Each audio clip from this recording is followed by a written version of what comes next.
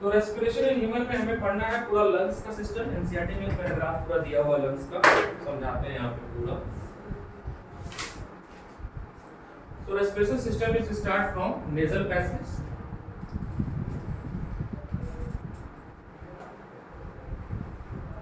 ठीक है, nasal passage. Nasal passage से रेस्पिरेशन स्टार्ट होता है, ठीक है, इसको नेजल कैविटी भी बोलते हैं। ये आपका समझ लीजिए नोज। उसके बाद यहाँ पे आपका होता है फेरिंक्स। फेरिंक्स क्या करता है? फेरिंक्स आपकी हेल्प करता है विंड पाइप और फूड पाइप को अलग करने की, है ना, विंड पाइप और फूड पाइप को अलग करता है ताकि मिक्स ना हो, इंटरमिक्सिंग ना हो, ठीक है। उसके बाद दूसरा, ये सॉफ्ट बोन से बना होता है, एक मसल से बनी होती है, इसकी वजह से कॉन्ट्रैक्ट रिलैक्स मतलब ना हो, इसको बोलते हैं लोग ट्रैकिया। क्या बोलते हैं? ट्रैकिया। ट्रैकिया होता है आपका सॉफ्ट रिंग्स ऑफ बोन या रिंग ऑफ कार्टिलेज बोलते हैं।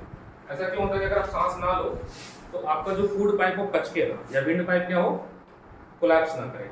जैसे स्ट्रॉक चिपक जाता है ना, खींचो तो अगर आप सांस ना ले रहे हो तो आपकी विंड पाइप आपस में कोलैप्स ना करे, उससे बचाने के लिए क्या है? ट्रैकिया। क्या है? ट्रैकिया। अब ट्रैकिया से होते हुए लंग्स में आएगा,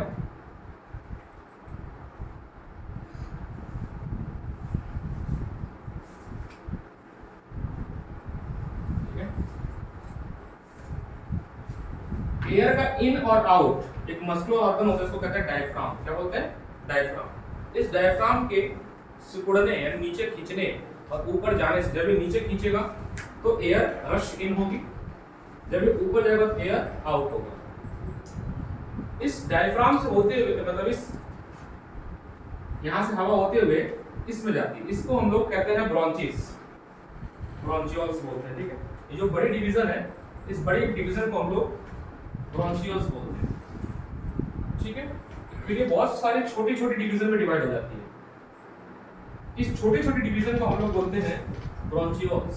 स्पेलिंग सबके देखते रहते हैं, ब्रोंचिस, ब्रोंचियोल्स। और फिर इसमें इस छोटे छोटे डिवीजन में बहुत सारे बेनुलाइक स्ट्रक्चर होते हैं, बहुत सारे बेनुलाइक स्ट्रक्चर होते हैं। इस बेनुलाइक स्ट्रक्चर को एल्वुलाई बोलते हैं। क्या बोलते हैं? यही इंपॉर्टेंट है।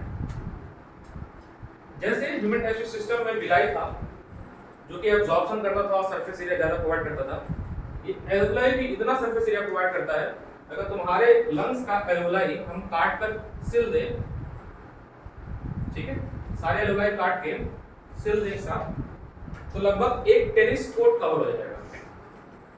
इतना तुम एल्वुलाई लेके बैठो अपने अंदर, लगभग 90-100 स्क्वायर फुट ऐसे कुछ होता है, 80 स्क्वायर फुट। कितना? 80 स्क्वायर फुट। इतना एल्वुलाई हमारे पास है। जैसे विलाई के पास ब्लड कैपिलरी थी, वैसे एल्वुलाई के पास भी ब्लड कैपिलरीज होती है, ये भी बहुत थिन होती है। तो होता क्या है कि ये जो एयर इन हुआ है, ये एयर इन जाएगा इस बैलून लाइक स्ट्रक्चर में एल्वुलाई में, और इस एल्वुलाई में बहुत सारे क्या है? Again blood capillaries. क्या है? Blood capillaries. और ब्लड कैपिलरीज का क्या काम है? To absorb the O2 CO2। Blood किसका बना होता है? हीमोग्लोबिन से। और हीमोग्लोबिन की एक खास प्रॉपर्टी है कि वो O2 को एब्जॉर्ब कर लेता है और CO2 को भी करता है, दोनों करता है, लेकिन O2 को ज्यादा तेजी से करता है। तो जब यहां से एयर इंटर हुआ, यहां से एयर क्या हुआ? इंटर हुआ, और एयर में O2 की मात्रा ज्यादा थी, वो O2 की मात्रा कहां गई? ब्लड कैपिलरीज में। अब पूरी बॉडी में ब्लड है, पूरी बॉडी में, तो पूरी बॉडी में O2 जाएगी, और जहां जहां जरूरत होगी उसको फूड को ब्रेक करने की और एनर्जी बनाने में, पूरी बॉडी में खाना आपका टूटेगा। किसमें टूटेगा? ATP, CO2, H2O। अब CO2 में टूट गया, अब CO2 आपकी बॉडी को नहीं चाहिए, कार्बन डाइऑक्साइड आपकी बॉडी को, तो फिर से वापस यही एल्वुलाई क्या करेगा? CO2 को वापस निकालेगा। तो एल्वुलाई क्या करता है? It absorb. क्या करता है? एब्जॉर्ब O2 एंड CO2, दोनों चीज को एब्जॉर्ब करता है, ठीक है।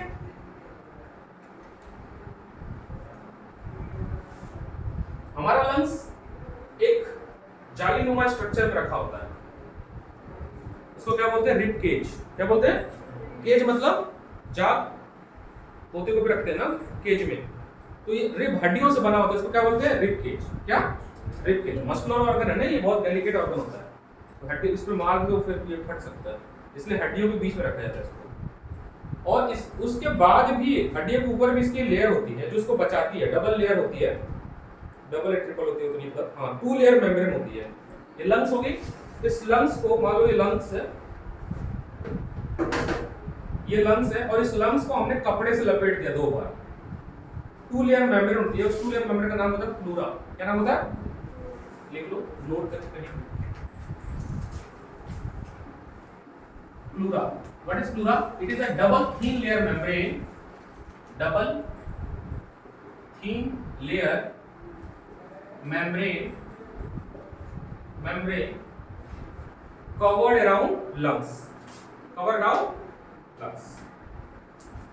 ऐसे लिख सकते हो, the lungs is covered by, the lungs is covered by double layer thin membrane, that is known as pleura, that is known as pleura। ये पूरा मैकेनिज्म है। अगर आपसे पूछा जाएगा कि right the correct path of respiration, तो knows से नेजल पैसेज से फेरेंक्स, फेरेंक्स से ट्रैकिया, ट्रैकिया से ब्रोंचियोल्स, ब्रोंचिस से ब्रोंकियोल्स, और ब्रोंकियोल्स से एल्वुलाई। पैसेज लिखने को आता है, अगर आप लकमी सिंह लगाओगे ना तो लिखेगा राइट द करेक्ट पैसेज। सबसे लास्ट में जो ब्रेन स्ट्रक्चर वो एल्वुलाई है। देखो सबसे ये जो मेन ब्रांच है, ट्री होती है ना, ट्री जो मेन क्या कहते हैं इसको हिंदी में, मेन स्टेम, हाँ ट्रंक, मेन ट्रंक आपका ब्रोंचियस है, यूएस वाला। इसकी जो पतली पतली शाखाएं निकलेंगी ना, ब्रांचेस निकलेंगी, वो ब्रांचेस हैं आपकी ब्रोंचियोल्स, और इन ब्रोंचियोल्स में बैलून्स लगे हुए हैं जिसको बोलेंगे एल्वुलाई। ठीक है, तो पैसेज अगर बात करें तो सबसे पहले नोज से जाएगी नेजल कैविटी या नेजल पैसेज, नेजल पैसेज से जाएगा आपका किसमें? फेरिंक्स, फेरिंक्स से जाएगा आपका ट्रैकिया, ट्रैकिया से जाएगा आपका किसमें?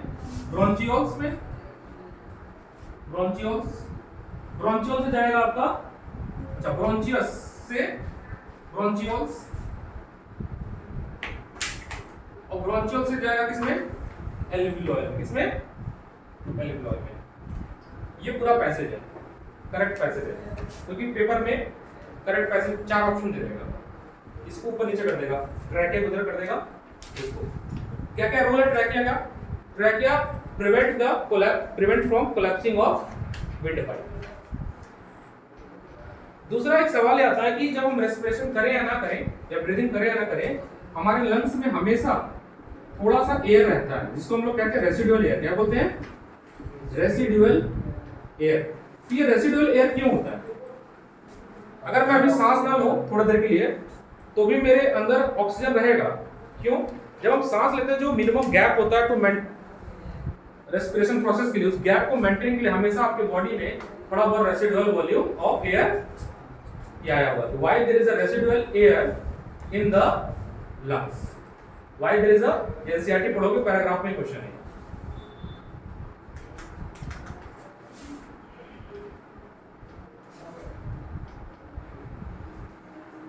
क्वेश्चन लिख लो। ये बना लिया सब कुछ? बना, रफली बना।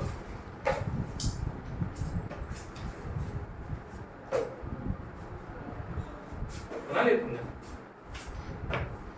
ठीक है, ये बनाओ। तो सवाल आएगा कि why there is a residual volume of air always reside और ऑलवेज मतलब present in the human lungs.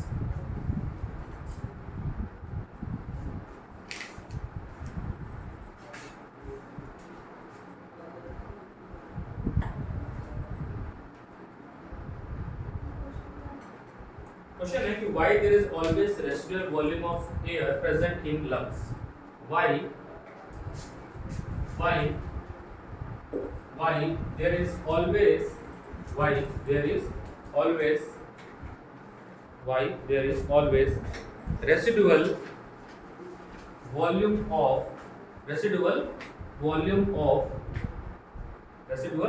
of air present in human lungs। ये बोर्ड का क्वेश्चन है, आंसर लिख लो।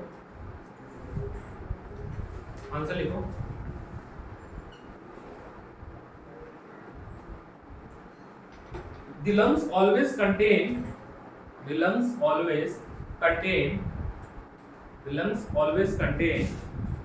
residual volume of air so that there is sufficient time for the oxygen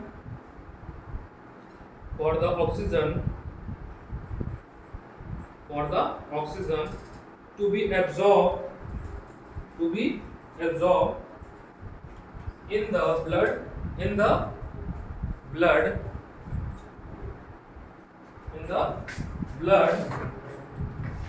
and for carbon dioxide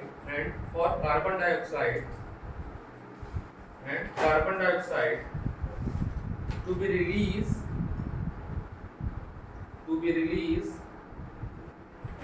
from the blood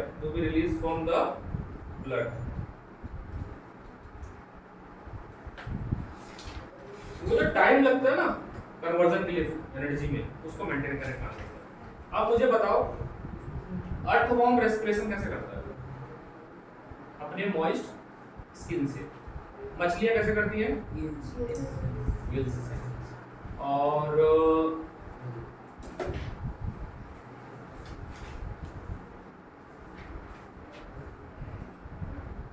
cockroach cockroach हो गया आपका, grasshopper हो गया, house fly हो गई, मॉस्किटो हो गई, इनके बॉडी पे टाइनी होल्स होता है। उस टाइनी होल्स को हम लोग स्पाइरल्स बोलते हैं। क्या बोलते हैं? स्पाइरल्स। इस स्पाइरल की मदद से, ठीक है, और ये स्पाइरल्स एयर ट्यूब बनाते हैं। ये स्पाइरल एक एयर ट्यूब बनाते हैं, इसको हम लोग बोलते हैं ट्रैकिया। इसकी मदद से ग्रासहोपर, मॉस्किटो, कॉकरोच रेस्पिरेशन करते हैं। ये एमसीक्यू में आ चुका है।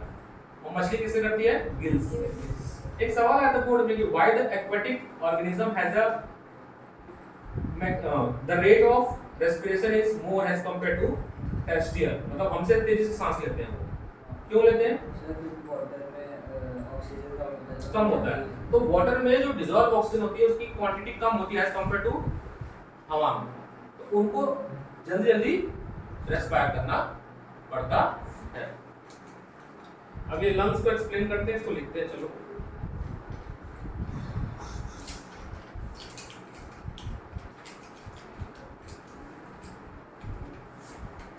क्वेश्चन फॉर्म में लिख लो।